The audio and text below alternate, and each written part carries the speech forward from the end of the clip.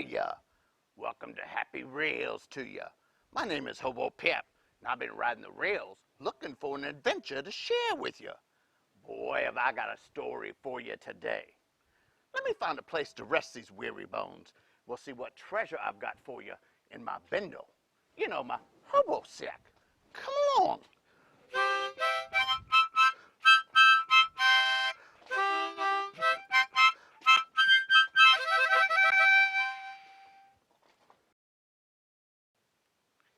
Welcome back to Hobo Pap's Hobo Jungle.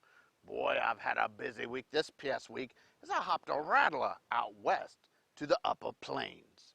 I jumped off as I saw a large monument in Lexington, Nebraska, and thought I'd share with you the inscription.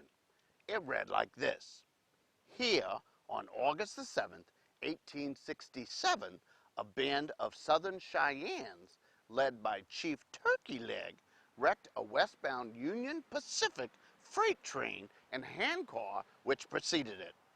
The engineer and firemen were killed and the boxcars looted and burned. One of the handcar crew was killed, another wounded, and one scalped alive. At dawn, the Indians rode away with bolts of bright-colored calico tied to their ponies' tails. Now, in today's adventure, Death of the Iron Horse, we'll read of this account where the Cheyenne tribe of Native Americans were opposed to the building of the railroad through their land, and they were frightened by the train, or the Iron Horse as they called it, because they didn't understand what it was. Come on, let's read. Death of the Iron Horse, story and illustrations by Paul Goebel. Long ago, long before the white people ever came to this land, the Cheyenne prophet, called Sweet Medicine, had a terrible dream. In his dream, he saw strange, hairy people coming from the east. There were more of them than buffaloes, as many even as the grasshoppers. They killed his people, and those few who were left alive were made to live in little square houses. And Sweet Medicine saw them kill all the buffaloes, so there was nothing left to eat, and the people starved. He saw the hairy people tear open our mother, the earth, exposing her bones, and they bound her with iron bands. Even the birds and animals were afraid and no longer spoke with people. It was a terrible dream, and they say that Sweet Medicine died of awful sadness not long afterward. And then, one day, white people did come from the east. First a few came, and then more and more. They wanted all the land for themselves. Soldiers attacked and burned the teepee villages. They killed women and children and drove off the horses. The people fought back bravely to protect themselves and to keep the land they loved. But they lived in fear.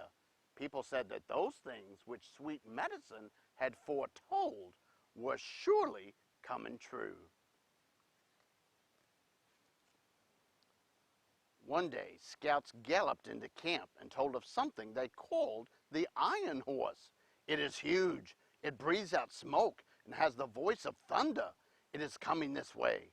The white men are making an iron road for it to go on. Nothing can stop the Iron Horse.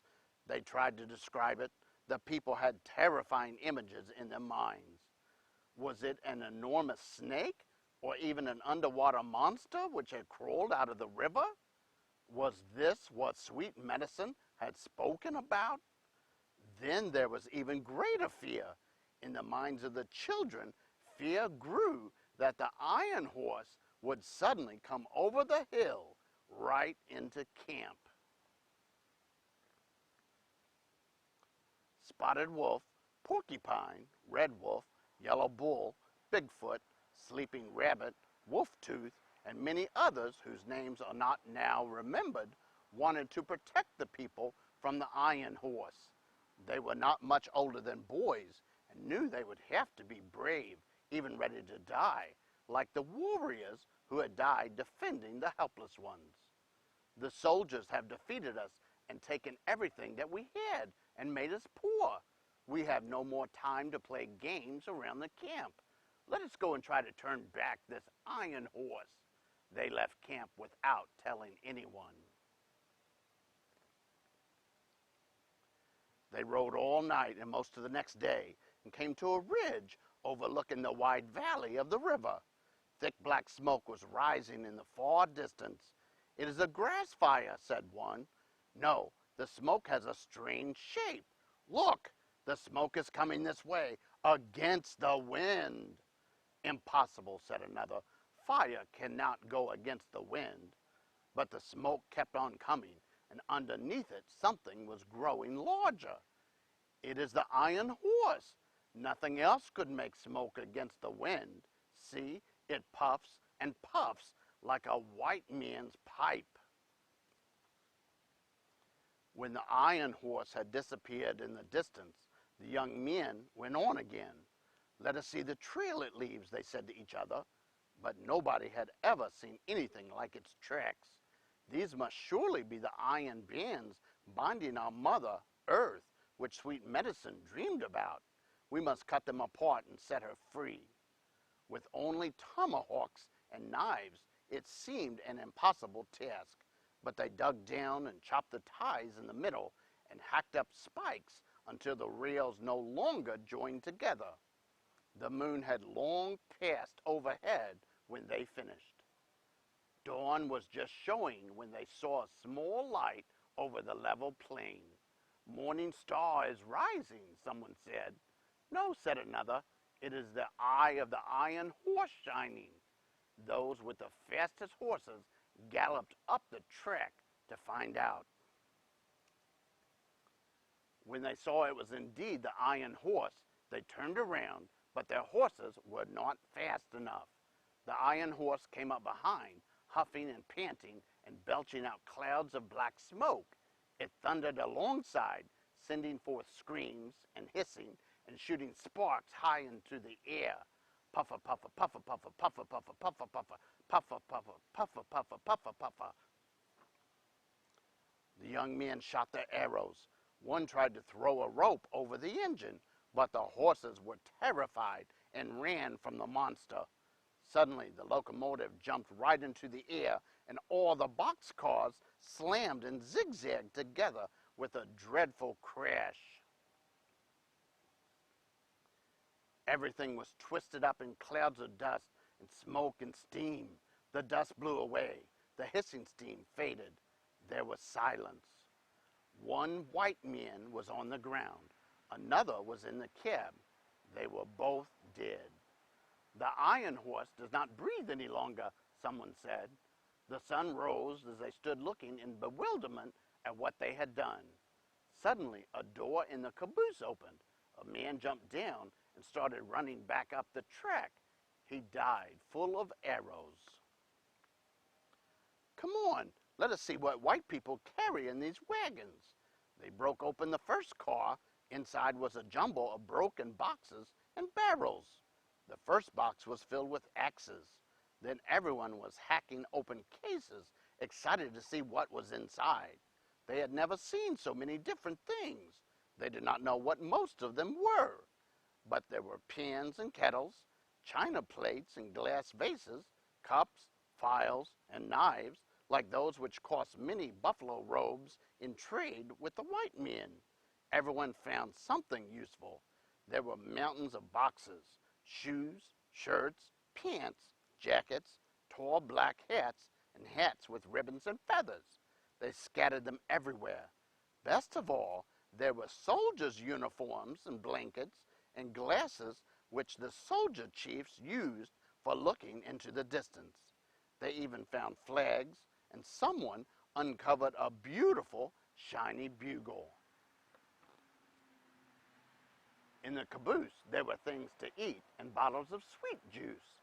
There was also a heavy tin box, which would not open. They knocked off the lock. It was filled with bags of silver coins and bundles of little bits of green paper. The coins they took because the women knew to make holes in them and hang them on their dresses. But they threw the bits of green paper into the air and watched them blowing like leaves. There were bolts of cloth in another boxcar, cloth of every color and pattern. Ha! Look at all this. Here is more than the stingy traders have. This is all ours. Look how much. Well, this one is mine, someone said, and he ran off, holding on to an end while the cloth unrolled behind him. I am taking this one, said another, and he jumped on his horse and galloped away with the cloth unfurling and floating after him like a long ribbon. And then everybody did it. When one tied an end to his pony's tail, others tried to step on the cloth, hoping to jerk him out of the saddle. They had great fun. The horses joined in the excitement, galloping this way and that over the prairie with the links of cloth sailing behind them. When they became old men, they loved to laugh about that day. It was only a smudge on the horizon, but first one, then another one, stopped galloping to look. Another iron horse is coming. This time there will be soldiers with horses in the wagons. They quickly gathered up all the precious things they could carry, and then someone said, "We will burn this and leave nothing for the soldiers." Taking red-hot coals out of the locomotive, they set the boxcars alight. They reached the high ridge and looked back. The valley was filled with smoke. Now our people need not fear the iron horse. We will make them glad when we give them all these things. Let's go. The end. That's Death of the Iron Horse. Now, this story may have stretched some details, but it talks about a real event that happened in American history over 150 years ago. On August the 7th, 1867, a Union Pacific freight train was derailed by the Native American tribe of Cheyennes. The train was traveling from Omaha to Fort McPherson at North Platte, Nebraska, which was as far as a track had been laid at that time to join the east coast of the United States to the west coast.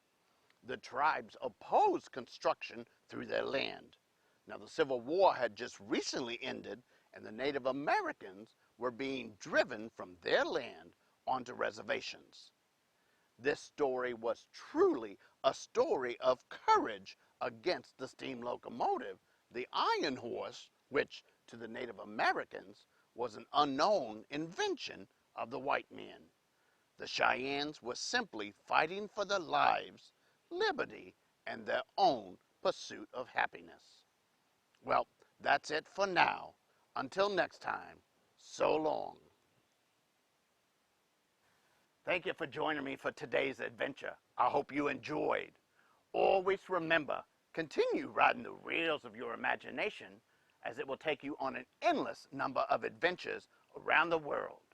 Until next time, this is Hobo Pap saying so long as I go hop on a rattler in search of our next adventure. Happy rails to you.